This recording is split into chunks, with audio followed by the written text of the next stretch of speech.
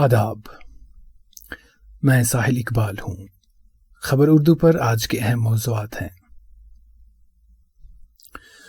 5 اگست 2019 کے مرکزی حکومت کے فیصلے کو ناقابل قبول قرار دیتے ہوئے نیشنل کانفرنس کے صدر اور موجودہ ممبر پارلیمنٹ اور جموں و کشمیر کے سابق وزیر اعلیٰ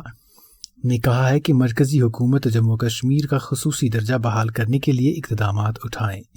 اور جموں کشمیر میں امن، ترقی اور خوشحالی تب تک بے معنی ثابت ہوگی جب تک نہ بنیادی مسائل کی طرف توجہ دی جائے اور اس سے حل کرنے کے لیے اقدامات اٹھائے جائیں۔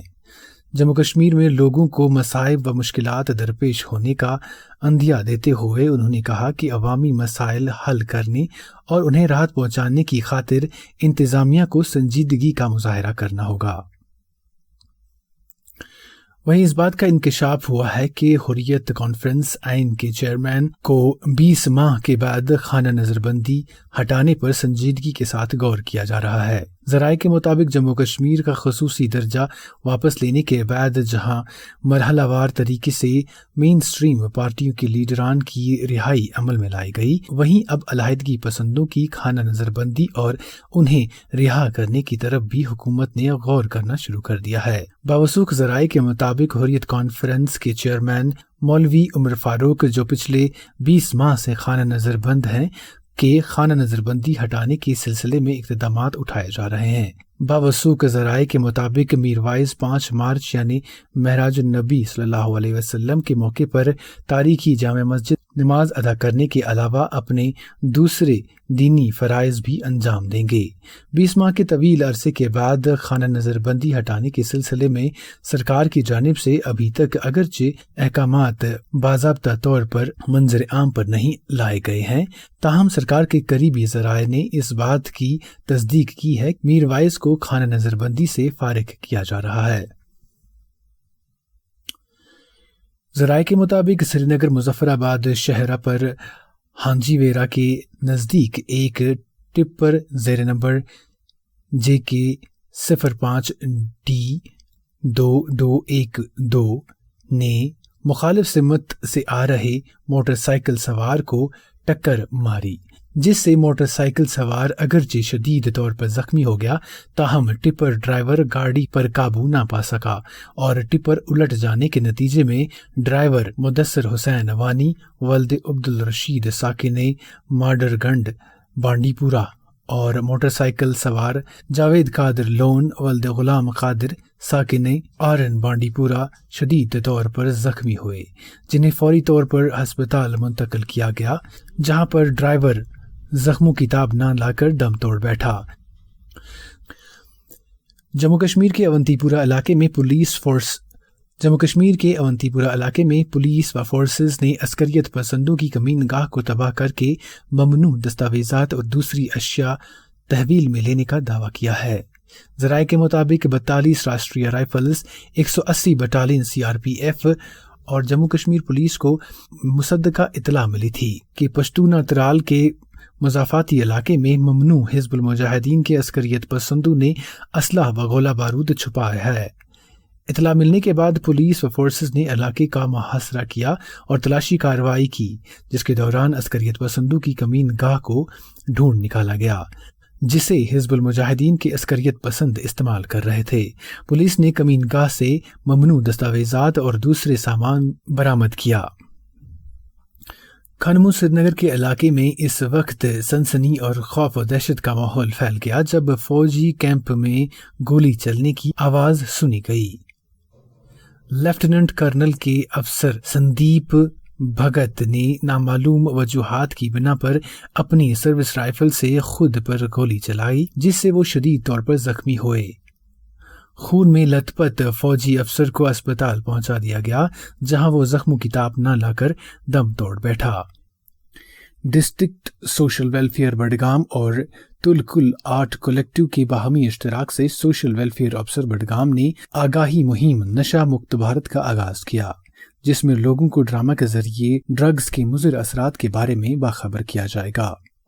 جس کے تحت ضلع بڈگام کے تھیٹر اور غیر سرکاری تنظیموں کو کار عمل میں لایا جائے گا۔ اس سلسلے کے تحت ڈرامہ کے ذریعے لوگوں کو بتایا جائے گا کہ کس طرح وہ اپنے نوجوان بچوں کا خیال رکھ سکتے ہیں۔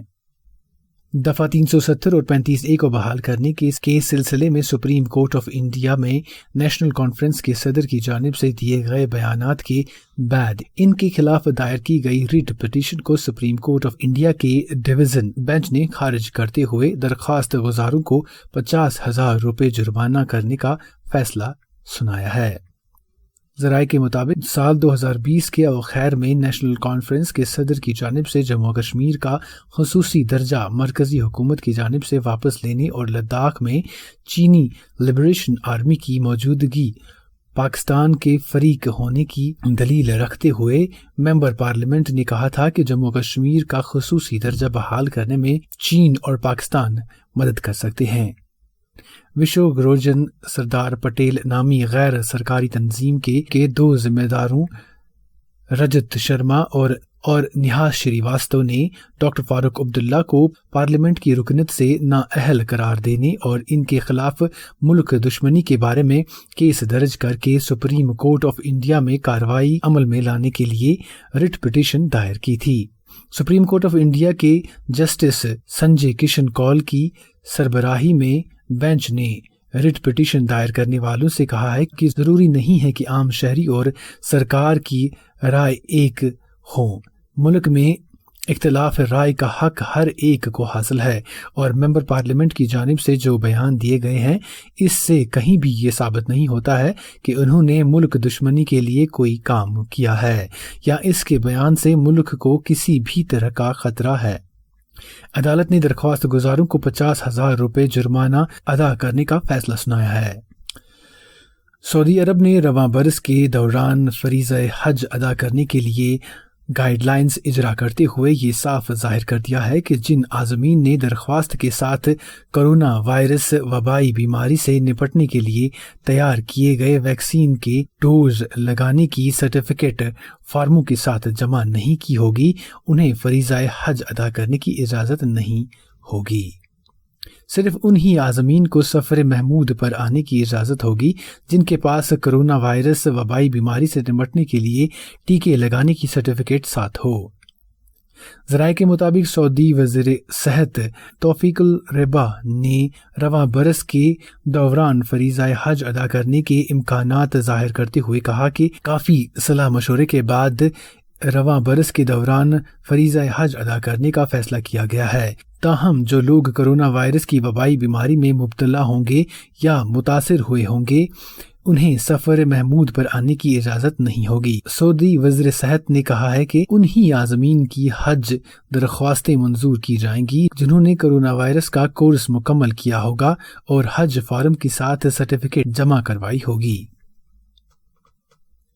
کانگریس کے سابق صدر نے آجانی وزیر اعظم کی جانب سے ملک میں ایمرجنسی نافذ کرنے کو غلط فیصلہ قرار دیتے ہوئے کہا کہ مجھے فخر ہے کہ میں ان کے فیصلے کو غلط مانتا ہوں، تاہم ملک میں موجودہ صورتحال ایمرجنسی سے بھی بدتر ہے اور ملک میں جمہوریت بحال کرنے کے لیے کسی بھی حد تک جانے کے لیے تیار ہوں۔ ذرائع کے مطابق مدراس کے اپنے دورے کے دوران کانگریس کے صدر راہل گاندھی نے اپنی دادی آجہانی اندرا گاندھی کی جانب سے 1997 میں ملک میں ایمرجنسی نافذ کرنے کے فیصلے کو غلط قرار دیتے ہوئے کہا کہ اگرچہ اس وقت کی صورتحال کچھ اور تھی اور انہیں اس طرح کا فیصلہ لینا پڑا تھا، تاہم میں ان کے اس فیصلے کو غلط مانتا ہوں اور مجھے اس پر فخر ہے۔ انہوں نے کہا کہ ملک میں موجودہ صورتحال ایمرجنسی سے بھی بدتر ہے، کسی کو بھی اپنی رائے آزادانہ طور پر لوگوں تک پہنچانے کی اجازت نہیں دی جاتی ہے اور ہر طرح سے لوگوں کو پریشانیوں میں مبتلا کیا جا رہا ہے۔ مرکزی حکومت عام لوگوں کو راحت پہنچانے میں ناکام ثابت ہو چکی ہے، وہیں لوگوں پر طرح طرح کے ٹیکسز عائد کیے جا رہے ہیں جس سے ان کی اقتصادی حالت بد سے بدتر ہو رہی ہے۔ خبر اردو کے اہم موضوعات میں آج اتنا ہی۔ دیجیے اپنے میزبان ساحل اقبال کو اجازت۔ اللہ حافظ۔